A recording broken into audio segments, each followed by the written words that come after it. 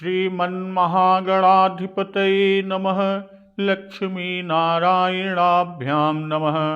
उमामहेश्वराभ्यां नमः। वाणीहिरण्यगर्भाभ्यां नमः। शचीपुरन्दराभ्यां नमः। मातापितृचरणकमलेभ्यो नमः। इष्टदेवताभ्यो नमः। कुलदेवताभ्यो नमः। ग्रामदेवताभ्यो नमः। स्थानदेवताभ्यो नमः। वास्तुदेवताभ्यो नमः। सर्वेभ्यो देवेभ्यो नमः। सर्वेभ्यो ब्राह्मणेभ्यो नमः। श्रीगुरुचरणकमलेभ्यो नमः। ओम सिद्धिबुद्धिसहिताय श्रीमन्महागणाधिपतये नमः। माता कौशल्या जी कहती हैं कि राजु देन कही दीन बनू, मोहिन सो दुख लेस, तुम बिनु भरतहि भूपति, प्रजहि प्रचंड कलेश। भाई राज्य देने को कहे थे तो राज्य देने को कहकर वन को दे दिया, उसका मुझे लेस मात्र भी दुख नहीं है। दुख है तो दुख इस बात का कि तुम्हारे बिना, तुम बिनु भरतहि भूपति प्रजहि प्रचंड कलेश, कि भरत को, महाराज जी को और प्रजा को बड़ा भारी क्लेश होगा। और प्रभु श्री रामचंद्र जी से माता कौशल्या जी कह रही हैं कि जब केवल पितु आय सुताता, तव जनि जाहु जानी बड़ी माता, जो पितु मातु कहु बन जाना, तव कानन सत्य अवध समाना। हे तात, यदि केवल पिताजी की ही आज्ञा हो, बन जाने के लिए खाली पिता की आज्ञा हो, तो माता को पिता से बड़ी जानकर वन को मत जाओ। किंतु जब पितु मातु कहेउ बन जाना, किंतु यदि माता और पिता दोनों ने वन जाने को कहा हो तो तौ कानन सत्य अवध समाना, तो वह वन तुम्हारे लिए सैकड़ों अयोध्या के समान है। और वहां पितु बन देव मातु बन देवी, खग मृग चरण सरोरुह सेवी, अंतहु चितन पहि बन बासु, भय बिलो की होई हरासु। भाई वन के देवता तुम्हारे पिता होंगे जब वन में जाओगे, और वन देवियां तुम्हारी माता होंगी। वहां के जितने भी पशु पक्षी हैं तुम्हारे चरणों की सेवा करेंगे, चरण कमलों के सेवक होंगे। और राजा के लिए अंत में तो वनवास करना उचित ही है। केवल तुम्हारी इस अवस्था, इस सुकुमार अवस्था को देखकर हृदय में दुख होता है। फिर आगे भी कह रही हैं कि बड़ भागी बनु अवधय भागी, जो रघुवंश तिलक तुम त्यागी, जब सुत कहु संग मोहि लेहु, तुम्हारे हृदय होई संदेहु। भाई रघुवंश के तिलक से कह रही है, हे रघुवंश के तिलक प्रभु श्री राम जी से, कि वन तो बड़ा भाग्यवान है और यह अवध बड़ी अभागी है, इसलिए कि अवध को तुमने त्याग दिया। तो हे पुत्र, अगर मैं ये कहूं कि जब सुत कहूं संग मोहि लेहु, कि मुझे भी साथ ले चलो, तुम्हारे हृदय होई संदेहु, तो तुम्हारे हृदय में संदेह होगा कि माता इसी बहाने मुझे रोकना चाहती हैं। पूत परम प्रिय तुम सब ही के, प्राण प्राण के जीवन जी के। हे पुत्र, तुम सभी के परम प्रिय हो, प्राणों के प्राण और हृदय के जीवन हो।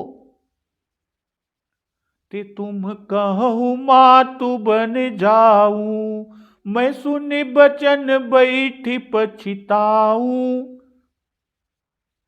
और वही प्राण का आधार, जो मेरे प्राणों का आधार है, अर्थात तुम कहते हो कि हे माता मैं वन को जाऊं, और मैं तुम्हारे वचनों को सुनकर बैठी पछताती हूं। और कौशल्या जी कह रही हैं कि यह विचार नहीं करऊं हट, झूठ स्नेहु बढ़ाई, मान मातु कर नाथ बलि, सुरति बिसरि जनि जाई। यह सोचकर झूठा स्नेह बढ़ाकर मैं हट नहीं करती।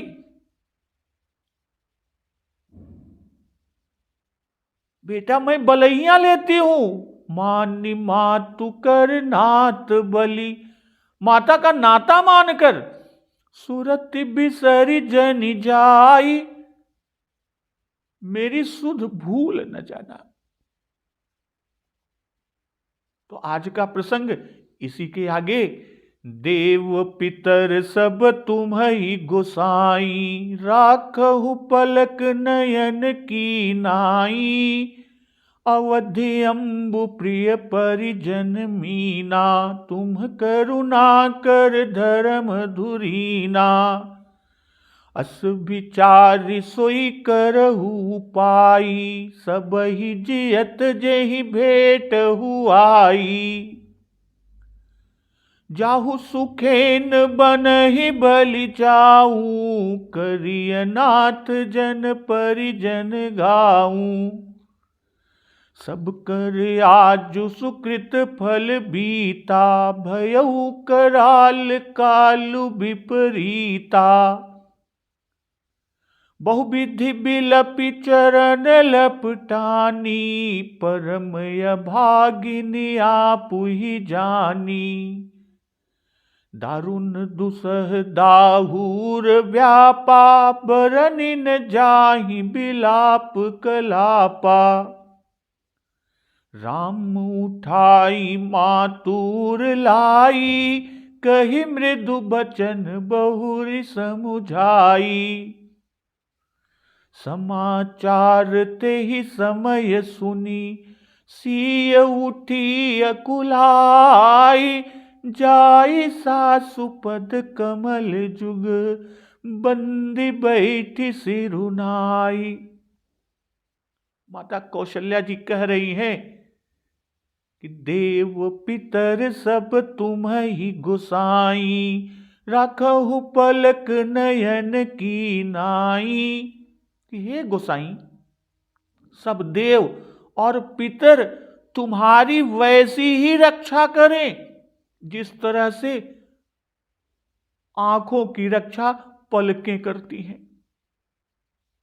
अवधि अम्बु प्रिय परिजन मीना, तुम करुणा कर धर्म धुरीना। तुम्हारे वनवास की अवधि यानी यह 14 वर्ष जल है। अब प्रियजन और कुटुंबी जो है वो मछली है। अवधि अम्बु, अवधि यानी जो 14 वर्ष की अवधि है। अम्बु जल, अप्रिय परिजन मीना, जो प्रियजन और कुटुंबी है वो मछली है। तुम करुणा कर धर्म धुरीना, तुम दया की खान हो और धर्म की धुरी को धारण करने वाले हो। पहले वन के देवी और देवता को कहा कि वे माता पिता की तरह तुम्हारी रक्षा करें। अब और जो इंद्रादिक 33 कोटि देवता हैं और अर्यम आदि पितृदेव हैं, वे सब रक्षा करें। यह आशीर्वाद माता कौशल्या प्रभु श्री राम जी को दे रही हैं कि देव पितर सब तुम्हि गोसाई। तो गोसाई का संबोधन जो किया, गोसाई को संबोधित करने का भाव कि तुम गो अर्थात पृथ्वी के स्वामी हो, और पृथ्वी की रक्षा करने जा रहे हो। यह देव कार्य है, इसलिए देव और पितृगण तुम्हारी रक्षा करें। और रक्षा करें तो कैसे रक्षा करें? जैसे पलक नेत्रों की रक्षा करता है कि राखहु पलक नयन की नाई। भाई, शरीर के सब अंगों में नेत्र सबसे कोमल होता है, असो उनकी रक्षा पलक निरंतर करते हैं। दिन में जागते समय, जागते रहने पर एक तिनका भी नेत्र पर जब आने लगता है तो तुरंत पलक उसको ढक लेते हैं, तिनके को भीतर नहीं जाने देते। और रात्रि में जब नेत्र सोते हैं तब पलक उन नेत्रों को मूंद लेते हैं, अर्थात वो किसी का विश्वास नहीं करते।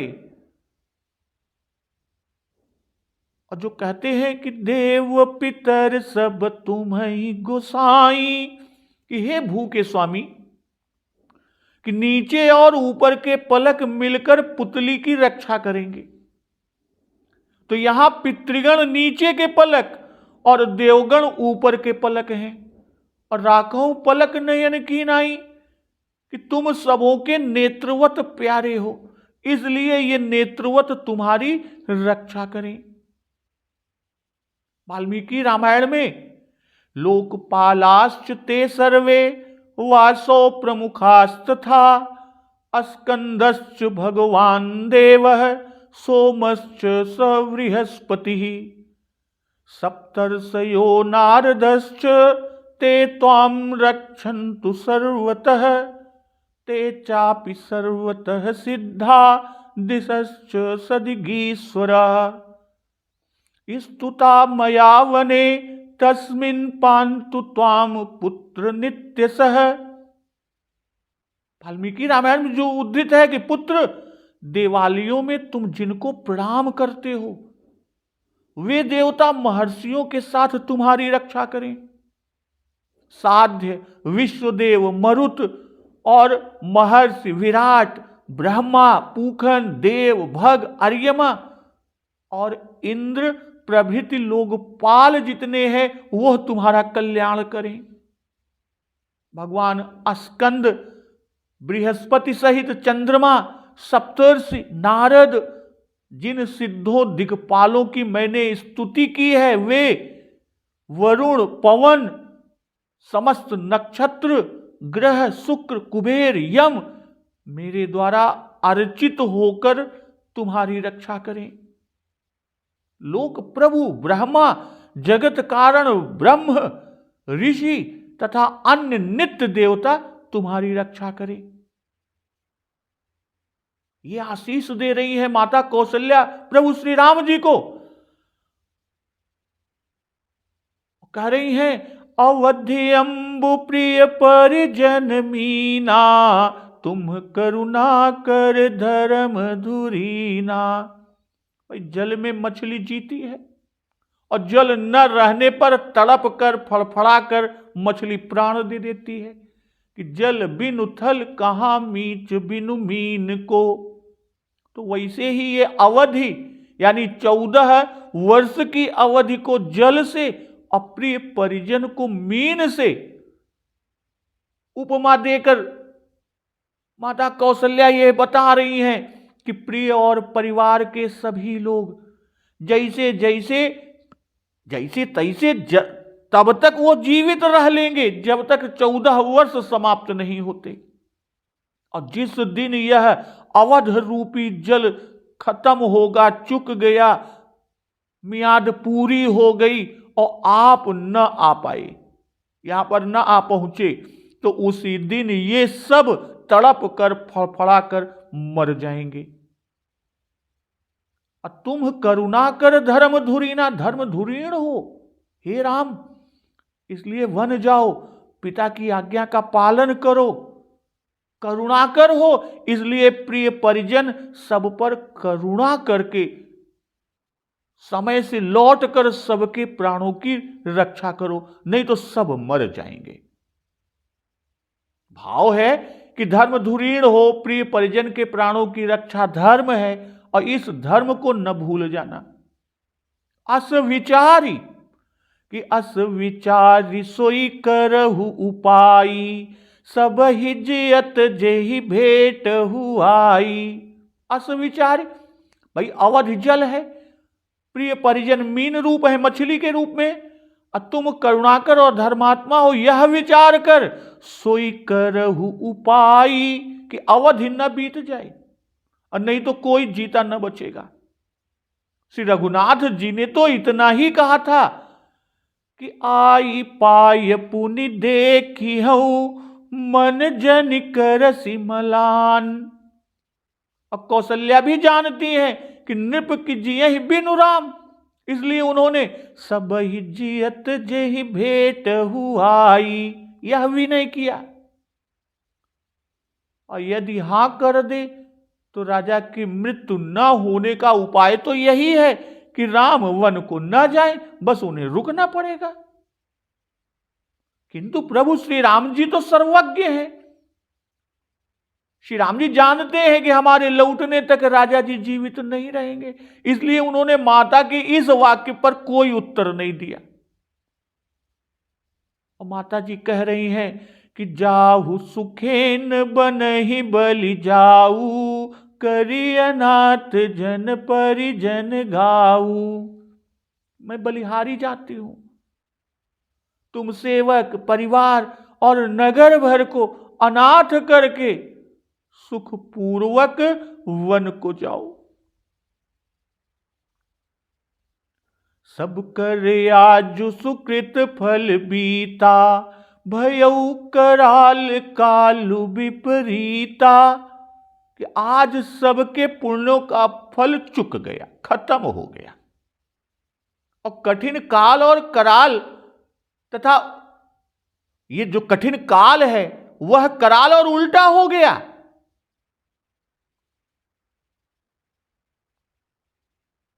इस तरह बहुविधि बिलपि चरण लपटानी, परम अभागिनी आपु ही जानी। बहुत प्रकार से विलाप करके माता कौशल्या चरणों में लपट गई और अपने को परम अभागिनी समझी। श्री राम जी ने माता कौशल्या से आज्ञा मांगते हुए कहा था कि आयसु देहि मुदित मन माता, जेहि मुद मंगल कानन जाता। तो माता ने वैसी ही आज्ञा दी। भाई वन जाना धर्म है, धर्म से सुख होता है, इसलिए जाहु सुखेन।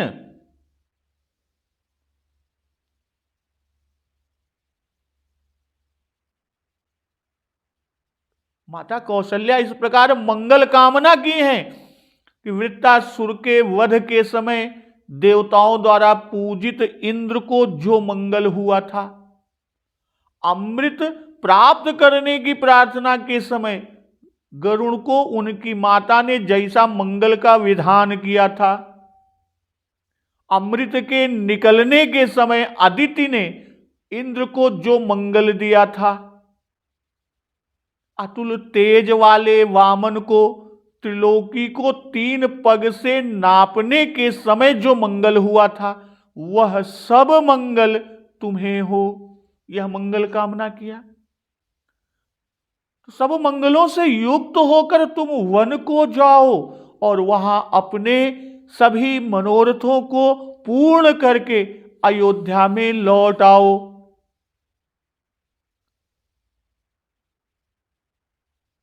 जाहु सुखेन बनहि बलि जाऊ। तो बलि जाऊं, यहां श्री राम जी के लौट कर आने और जन परिजन नगर सबको जीता रखने के लिए, जीवित रखने के लिए बलि जाती हैं, बलैयां लेती हैं कि करिय नाथ जन परिजन गाऊं। अयोध्या राम जी को बहुत प्रिय है कि यद्यपि सब बैकुंठ समाना, वेद पुराण विदित जग जाना, अवध सरिस प्रिय मोहिन सोऊ। और अवधवासी भी अति प्रिय हैं कि अति प्रिय मोहि यहाँ के वासी।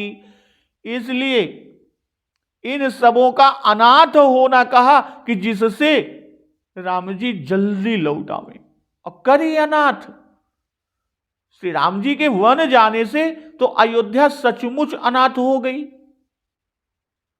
क्योंकि राजा दशरथ जी तो अचेत हैं, बेहोश हैं, वे राजकाज संभाल ही नहीं सकते। श्री रामचंद्र जी, लक्ष्मण जी वन को ही चले गए, तो बचे भावी राजा भरत और शत्रुघ्न, ये लोग ननिहाल में हैं। तो अयोध्या की देखभाल करने वाला कोई स्वामी न रह गया, इसलिए अयोध्या सचमुच ही अनाथ हो गई। तो सब करे आज सुकृत फल बीता, भयउ कराल कालु विपरीता। भाई जब तक सुकृत रहा तब तक काल सुंदर रहा, और जब सुकृत नष्ट हो गए, यानी सारे सुकृत खत्म हो गए, तब काल कराल तीक्ष्ण हो गया, अर्थात भारी दुख उदय हुआ और विपरीत हो गया, यानी उल्टा हो गया कि सुख के स्थान में दुख हो गया, राज्य होते होते वन हो गया। तो बहुविधि विलपि चरण लपटानी, परम अभागिनी आपु ही जानी। विलपि, कौशल्या जी ने जो कुछ कहा वह सब रो कर कहा। चरण में लपट जाना, यह बात माधुर्य के विरुद्ध है। ऐश्वर्य में तो उचित है, पर यहां ऐश्वर्य का वर्णन नहीं। तो इसका समाधान कुछ इस प्रकार कि यहां चरण में लपटना केवल व्याकुलता के कारण हुआ है, इसलिए माधुर्य में विरुद्ध नहीं है।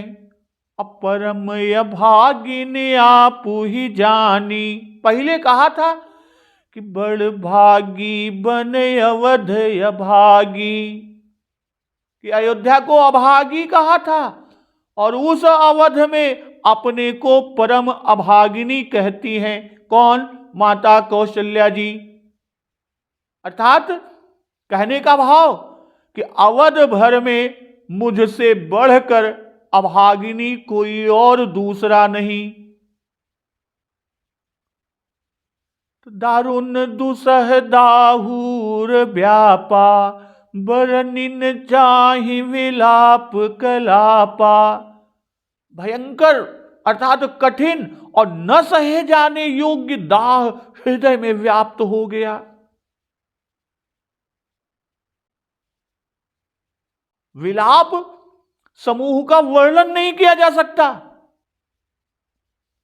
राम उठाई मातुर लाई, कही मृदु बचन बहुरी समुझाई। श्री राम जी ने माता जी को उठाकर हृदय से लगाकर कोमल वचन कहकर और फिर बहुत समझाया। तो दारुण दुसह दाहूर व्यापा, तो दुसह दाहूर व्यापा, यह भीतर के हाल को कह रहे हैं, अंदर के।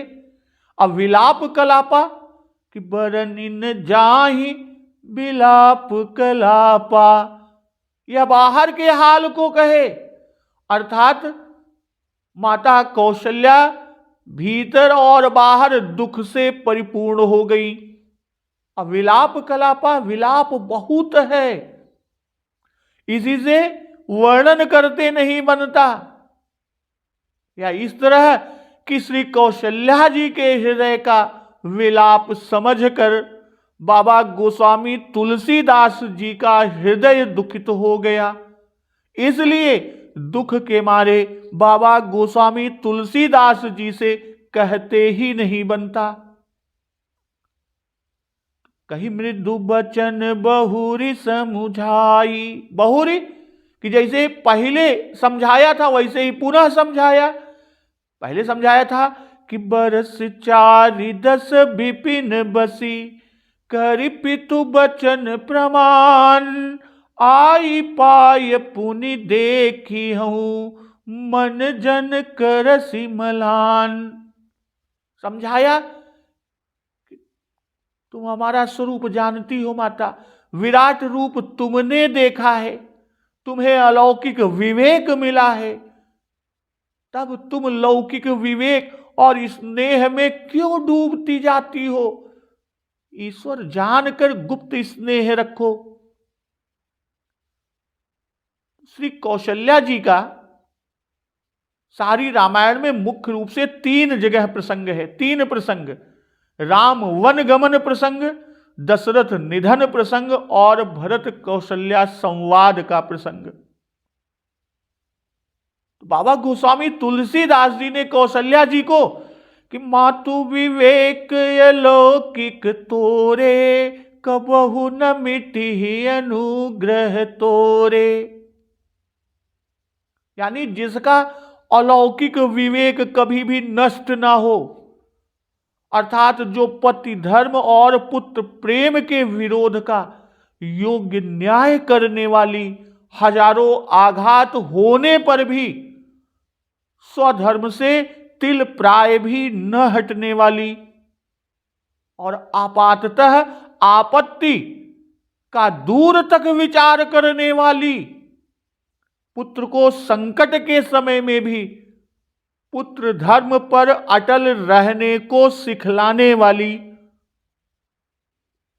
और दूसरे को किसी तरह का त्रास न पहुंचाते हुए मातृ प्रेम को निभाने वाली और आपत्तियों के बादल फट जाने पर भी धैर्य और विवेक को न छोड़ने वाली कौशल्या कि जब सुत कहु संग मोहि लेहु, तुम्हरे हृदय होई संदेहु। कि इस एक चौपाई से बाबा गोस्वामी तुलसीदास जी स्पष्ट करते हैं, दिखाते हैं कि राम जी को भी जिस माता के पेट से जन्म लेने में धन्यता मालूम हो, वैसी ही कौशल्या देवी बाबा गोस्वामी तुलसीदास जी को अभीष्ट हुई। बाबा गोस्वामी जी ने अपनी कौशल्या देवी जी की प्राण प्रतिष्ठा इस बीज मंत्र से की कि राम भरत दो सुत सम जानी, और उसके देह का अंगन्यास इन मंत्रों से किया कि तात जाऊ बल कीन्हे सुनी का, पितु आयसु सब धर्मक टीका।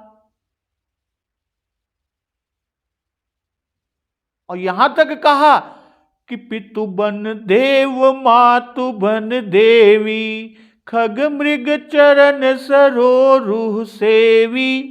कहने का तात्पर्य कि लोक संग्रह के लिए बाबा गोस्वामी तुलसीदास जी को जो कौशल्या जी का वर्णन किया कि जो राम जी पर के अपने सब हक कैकेयी के चरणों पर शांतता और स्वेच्छा से अर्पण कर देती है और स्वयं भरत जी की माता और राम जी की कैकेयी बन जाती हैं। तो अब यहां पर जो विलाप कलापा, तो उससे कि समाचार ते ही समय सुनी, सिय उठी अकुलाई, जाई सासुपद कमल जुग, बंदी बैठी सिरुनाई। उसी समय समाचार सुनकर श्री सीता जी घबरा उठी और सासू मां के पास जाकर उनके दोनों चरण कमलों में प्रणाम करके और सिर नीचा करके बैठ गई। ते ही समय जिस समय विलाप बहुत हुआ कि बरन न जाई विलाप कलापा, उस समय उसका कारण किसी से पूछा जनक नंदिनी मां सीता जी ने, तब किसी दासी ने यह समाचार कह सुनाया। अब बंदी यानी पायलगी करके दोनों चरणों को दोनों हाथों से छूकर, और अपने यहां सनातन में यह स्त्रियों में प्रणाम करने की रीति है कि वे दोनों चरणों को हाथ में आंचल, जैसे मान लीजिए ये आंचल है, आंचल से दोनों चरणों को प्रणाम करती हैं।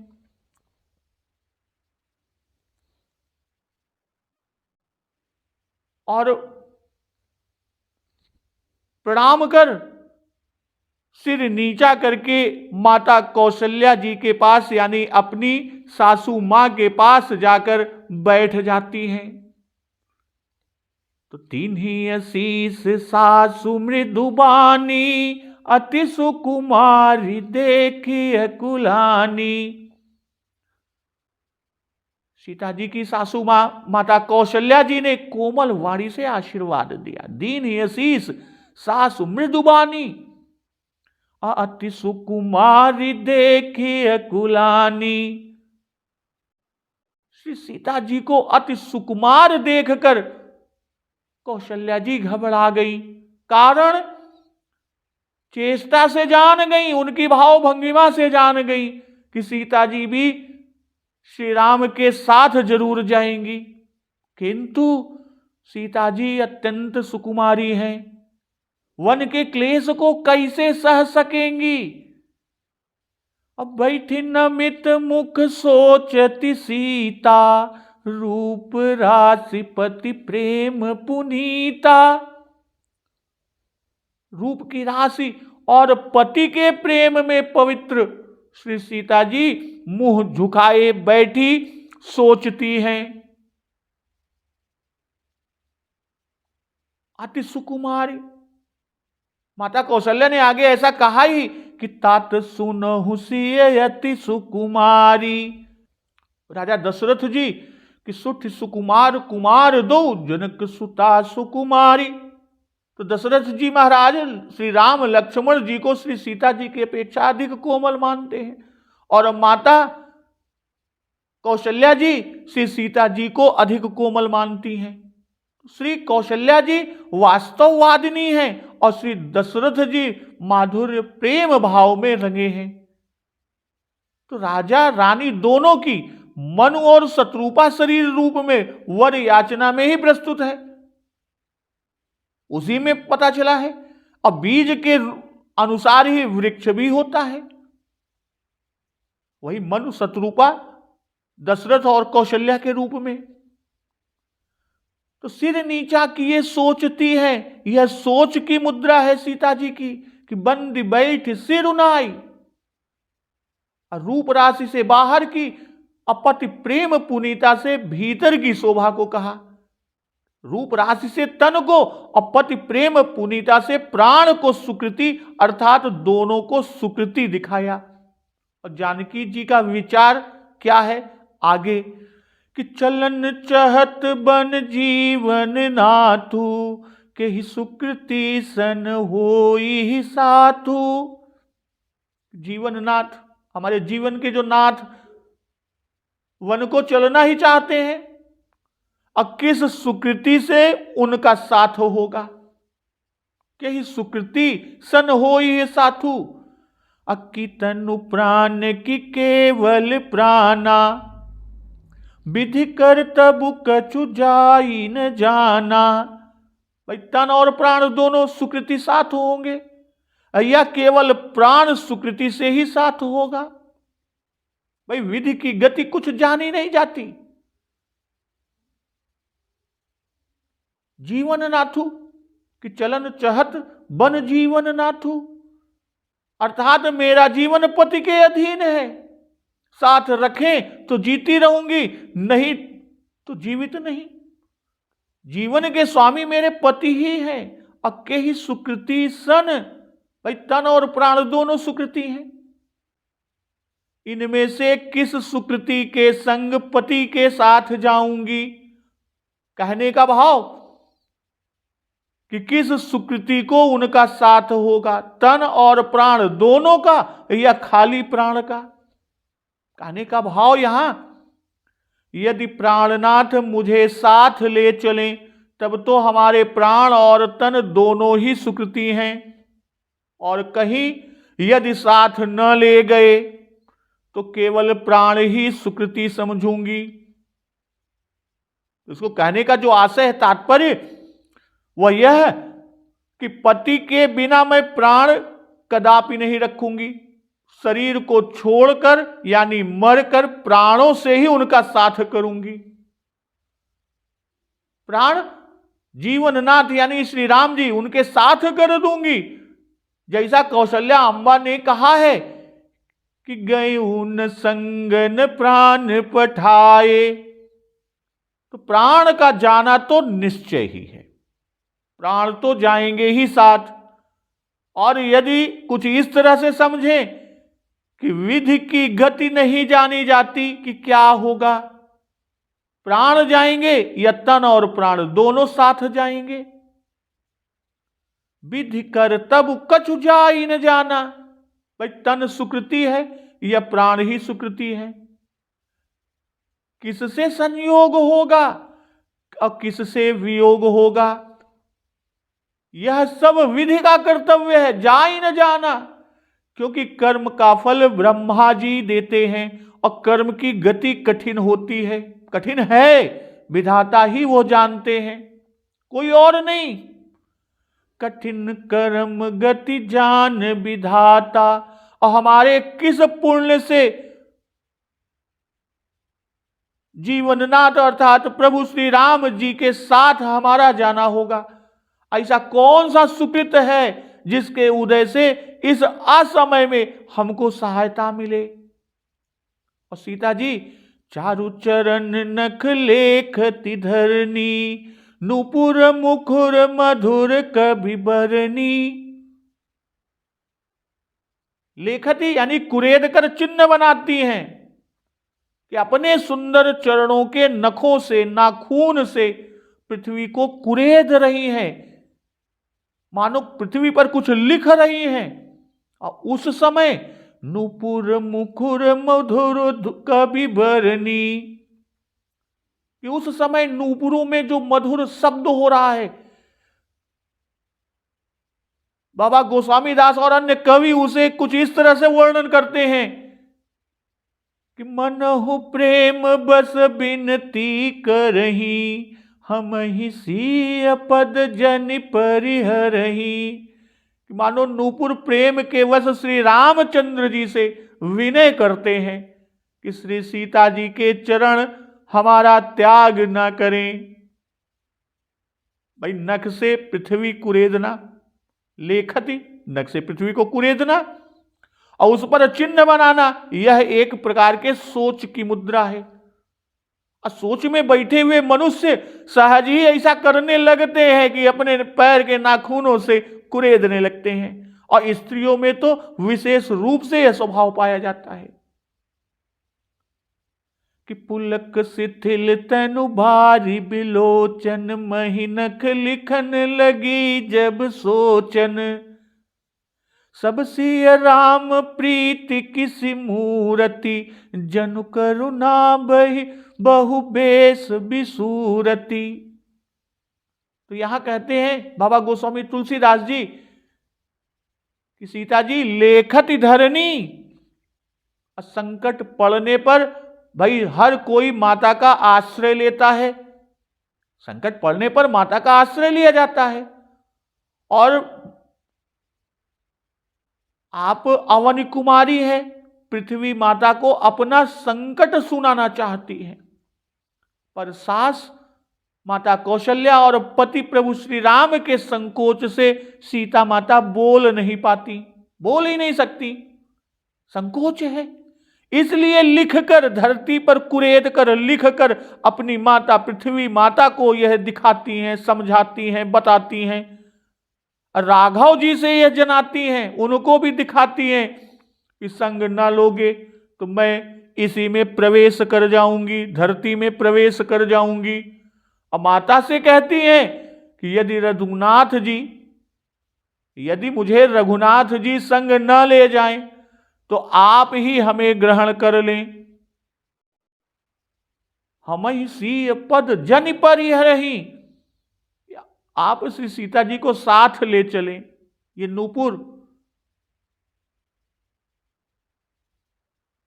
विनती करते हैं श्री रामचंद्र जी से कि आप श्री सीता जी को साथ ले चलें और जिससे वे हमें चरणों में रखे रहें, क्योंकि साथ न लेने से आपके विरह से वे हमको चरणों से निकालकर फेंक देंगी।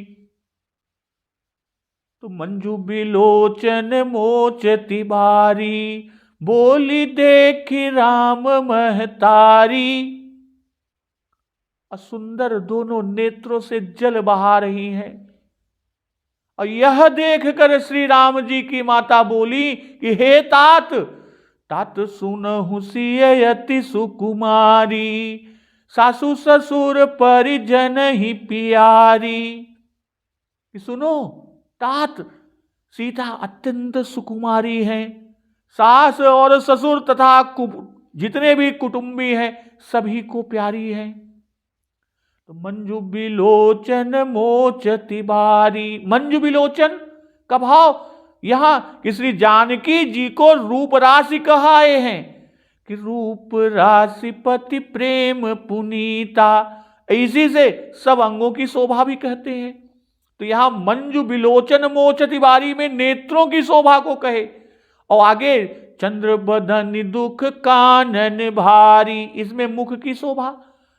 चारु चरण नख लेखति धरणी, इसे चरणों की शोभा। भाई पति के वियोग के भय से नेत्र जल छोड़ते हैं, इससे नेत्रों को मंजू कहा। संग चलने के लिए नखों से पृथ्वी पर लिखती है, इससे चरणों की शोभा। और नूपुर राम जी से विनय करते हैं, इसी से उनके मुखर शब्द जो ध्वनि है उसको मधुर कहते हैं। और दूसरे रूप में कहें तो वशिष्ठ जी संयम की आज्ञा दे गए, इसलिए कल से संयम से रहने के कारण नेत्रों में अंजन और सुरमा आदि नहीं लगा है। और वियोग के भय से इस समय करुणा आ गई, इसी से नेत्र मंजू अर्थात उज्ज्वल हैं और नेत्रों से अश्रु गिर रहे हैं। और यह करुण चेष्टा देखकर कौशल्या जी बोली कि अति सुकुमारी देखी अकुलानी। इस चरण पर तो प्रसंग को छोड़ा, अब फिर वहीं से प्रसंग उठाते हैं कि तात सुनहु सियति सुकुमारी, जो माता कौशल्या जी ने कहा। तो राम महतारी अर्थात राम परम धीर है, तो उनकी मां भी तो धीर है, धीर गंभीर है, अब क्यों ना हो। और अति सुकुमारी अर्थात तुमसे भी सुकुमार है। अब सीता जी को पता कैसे लगा? जिस समय राम जी माता कौशल्या जी से विदा मांग रहे थे, ठीक उसी समय सीता जी का अपने महल से वहां चली आने और सोच की मुद्रा में बैठकर आंसू बहाने का अर्थ ही यही है कि मैं भी साथ जाऊंगी, मुझे भी आज्ञा मिले। और कौशल्या जी ने तुरंत यह बात समझ ली। इसके इस समय यहां आने का मतलब दूसरा और हो ही नहीं सकता, अपने धर्म पर खड़ी है तो इसे मैं कैसे रोकूं, और यह अति सुकुमार है। कहने का भाव कि वन जाने योग्य नहीं है, रामचंद्र जी इसके पति हैं, ये ही यदि चाहे तो इसे रोक सकते हैं। इसलिए सीता जी से कुछ न कह राम जी से माता कौशल्या जी बोली, जो सीता जी से कहना था वही सीता जी को सुनाकर राम जी से कह रही हैं कि पिता जनक भूपाल मणि, ससुर भानुकुल भानु, पति रविकुल कैरव विपिन, विधि गुण रूप निधान। कि सीता के पिता राज शिरोमणि राजाओं में श्रेष्ठ श्री जनक जी हैं, और ससुर सूर्य कुल के सूर्य दशरथ महाराज हैं, और पति सूर्य कुल रूपी कुमुद वन के लिए चंद्र के समान प्रफुल्लित करने वाले और गुण और रूप के समुद्र हैं। तो इस तरह अब जब माता कौशल्या प्रभु श्री राम जी से कहती हैं सीता को सुनाते हुए, तो अब उस पर प्रभु श्री राम जी क्या कहते हैं, और सीता जी